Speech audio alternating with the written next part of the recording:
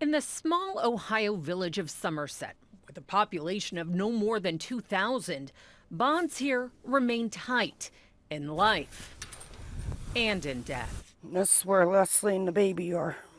Sharon and Bill Saxton come to the Wesley Chapel Methodist Church Cemetery at least once a week. Her smile, everyone knew her for her smile. They visit their daughter Leslie, killed at 30 years old in a car crash, and her unborn son. I know it's been 17 years, but you know, it's still so hard.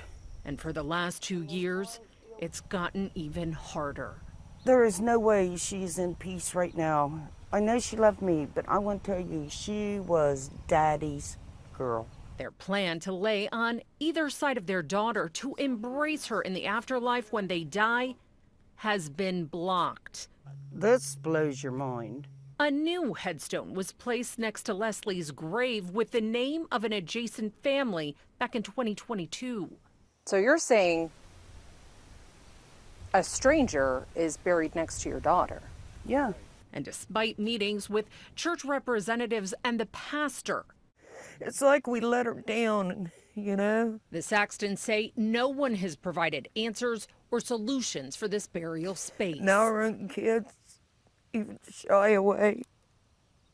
Last year, the Saxtons filed this complaint with the state. They claimed their daughter was buried in the wrong plot. According to the state, cemeteries in Ohio need to keep records as to who owns these plots and who is buried where. But the only record that has emerged from this case is a hand-drawn map, and clearly the state says it has a lot more questions. The next case on your agenda. The Ohio Department of Commerce Cemetery Dispute Resolution Commission called Saxton's case in June for the 4th time. We go to the meetings, no one else ever shows up. External auditors have taken pictures of the Perry County plots, but have questions about which grave numbers the burials are in. No one from the cemetery has attended these state hearings to provide those answers. I don't know why they can't just come and move it. And for the first time in commission history, commissioners are asking the Ohio Attorney General to enforce subpoenas in a case.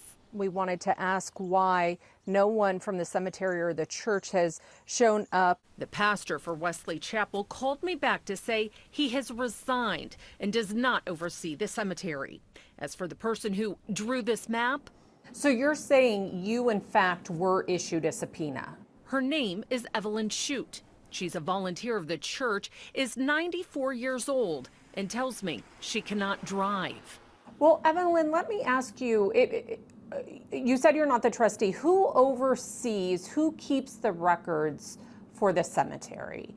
Who knows who is buried where? She told me there's little to no records for the cemetery, and she's the one who gave permission for the newest headstone to be placed. She said she knew that plot was empty and questioned the ownership of the assigned Saxton space. After this 45-minute call, Evelyn has not reconnected with me for an on-camera interview. Not to have her dad next to her, you know, even in death, I mean, that's the worst thing that can happen to her. As Bill and Sharon get closer to their own mortality. Are you feeling guilt over this? I guess because I can't do nothing to make it right. They tell me they refuse to allow their most heartfelt bond with Leslie to break. I can't bend it. Even if it means moving her to a new plot elsewhere. If I make a mistake, I admit to it and I try to correct it. So, you know, correct it.